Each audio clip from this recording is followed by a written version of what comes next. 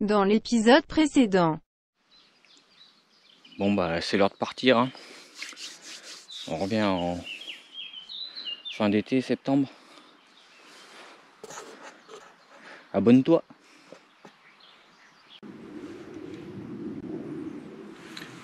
Bon bah bienvenue en théorie. Le lac est à moins 5, moins 6 mètres là. Donc on va aller faire un petit tour des fonds pour voir. Au moins sur la partie accessible. Alors, tu la reconnais cette zone là?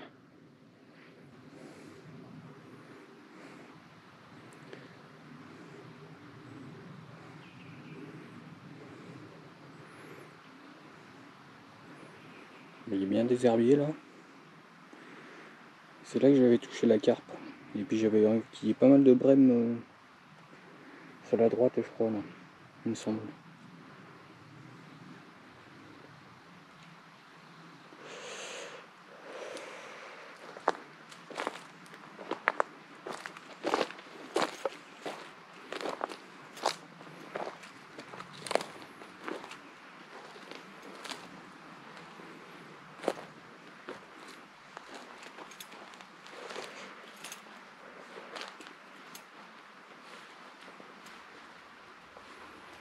Bon, je vais pas trop m'avancer parce que c'est humide là.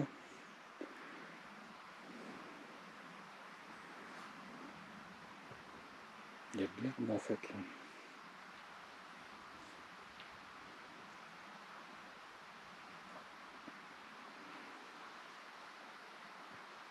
Après il y a une zone sableuse.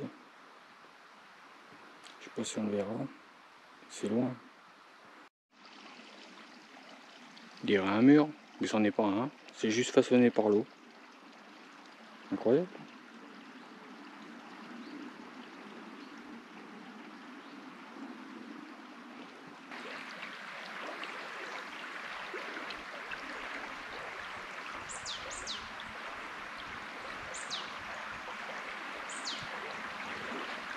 Et le lit par l'autre côté là, ce beau là. Incroyable. Hein. Alors ça là c'est la loose là tu vois. Parce que moi faut que j'aille là là. Il va falloir que je refasse tout ça là. Tac. Que je repasse derrière. Parce que là c'est humide. Je vais m'enfoncer sinon. La loose hein.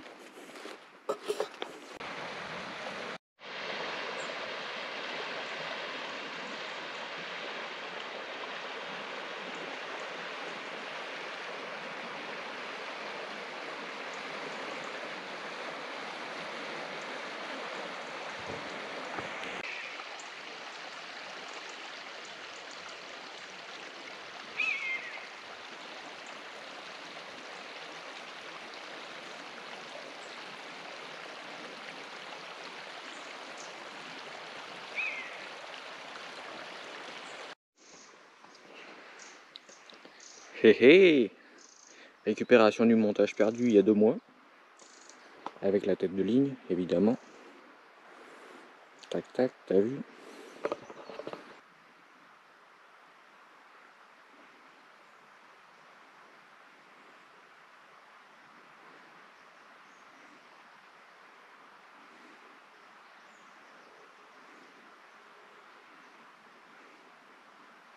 On va aller voir les rochers là-bas.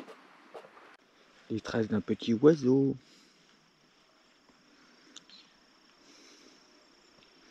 Une petite flaque d'eau aussi.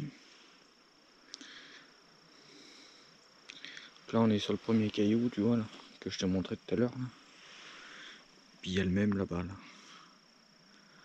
Puis après on va tomber sur la grosse ligne droite. On va pouvoir vérifier s'il y avait bien les souches là dont je me souvenais. Et les traces de bottes, je suis pas le premier là. Le spot doit être bon. Ça doit être la remorque à John. Il a laissé sa barque déjà plus bas là.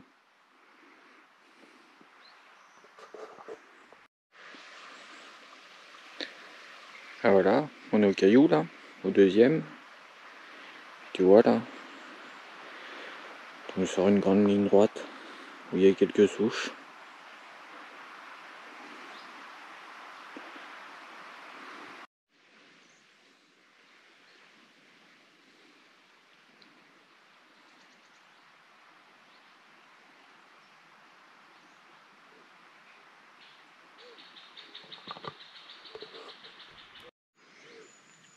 Alors là par exemple, là, on a une belle lignée de souches, elle est moitié immurée.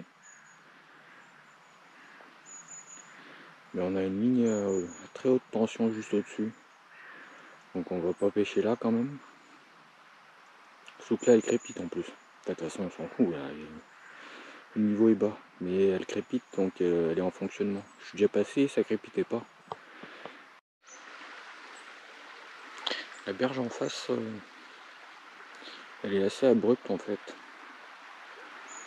Il y a quelques tas de branches mais il n'y a pas grand chose pour que la nourriture elle se dépose en fait. C'est vraiment des postes de passage quoi. Bon, on va reprendre plus bas. Ça n'a pas dû être facile de sortir la barque là, hein, quand même.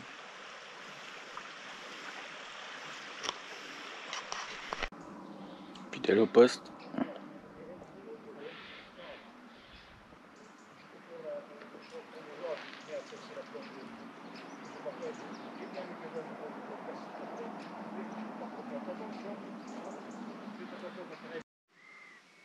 Bon là je sais pas si tu arrives à voir là, mais l'eau elle est dégueulasse en fait. Enfin, elle est plus chargée quoi. Ici.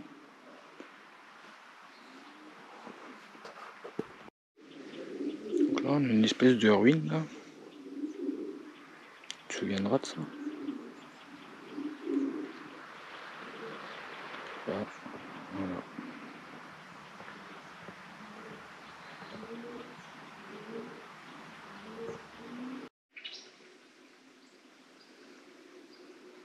Tu vois tout à l'heure là? On était tout là-bas au loin là. Incroyable hein.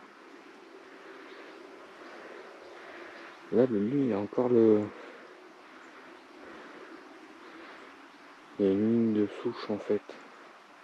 Une bout d'arbre là.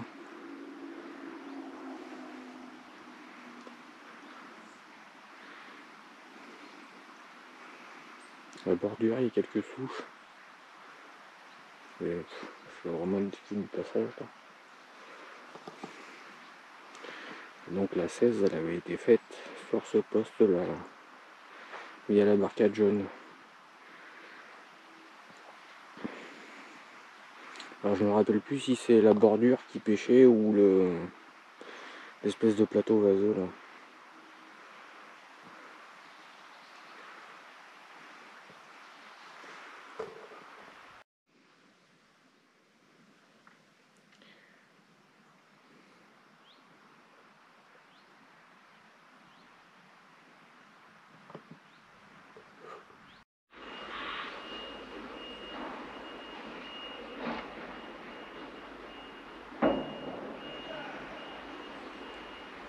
Tu vois là-bas là, ce qu'il y a. Mais tout le reste du lac, et ben, c'est comme ça en fait, en plus dense. Incroyable hein. Bon, je vais chercher la canne à l'heure. Ça repêcher un peu quand même.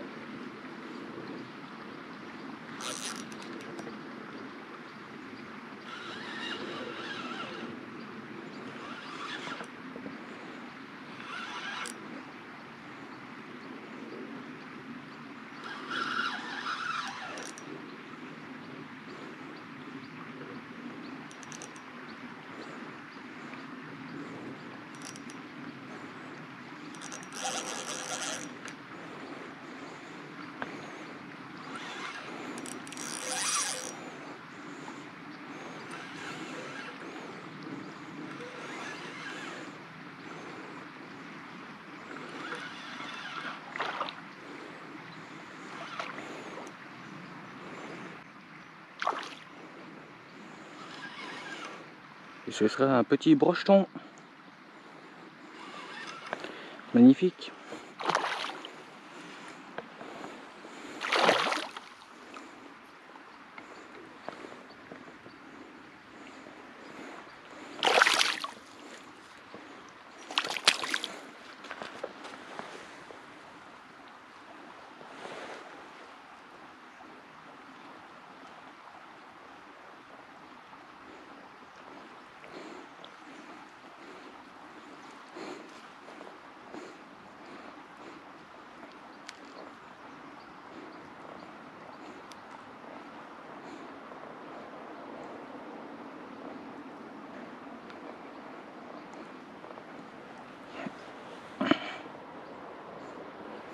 Ça a commencé 15, 30. Ouais, ça fait 45 quoi. Allez, hop, retourne à l'eau toi.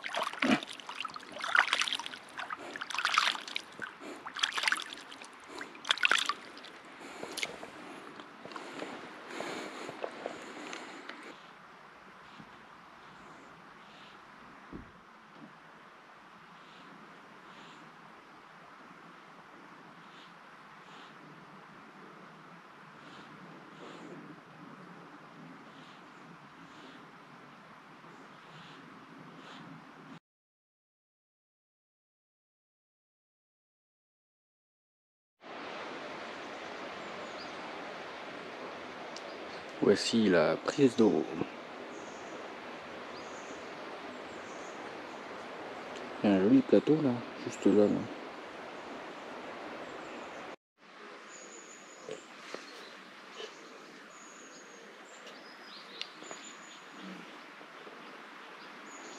Bon, en face la baie là, les deux berges tu peux pêcher en fait.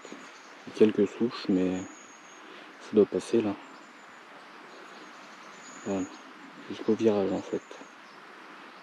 Les arbres ça commence au virage. Regarde là, au niveau du virage, t'as un petit muret qui descend là. T'as un petit muret qui descend au niveau de là où je suis aussi. Voilà,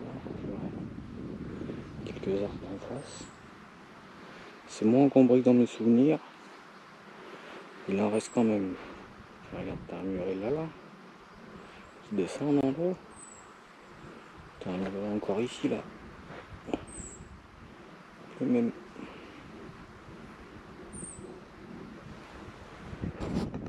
Bon, en fait, cette zone elle est plutôt propre là. Il y a quelques cure-dents, mais il y en a beaucoup moins que dans mes souvenirs. Alors, je sais pas pourquoi.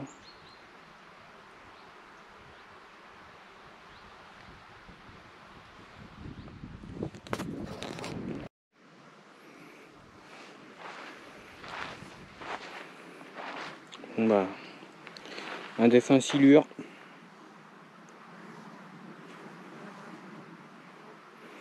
Donc, ils ont bien été intégrés dans le lac.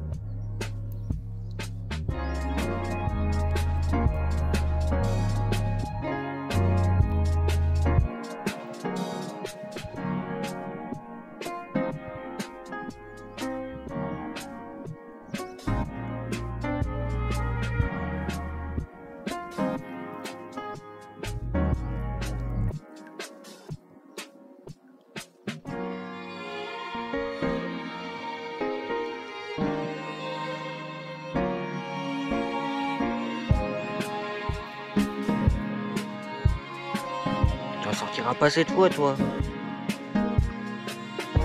Sa descendance.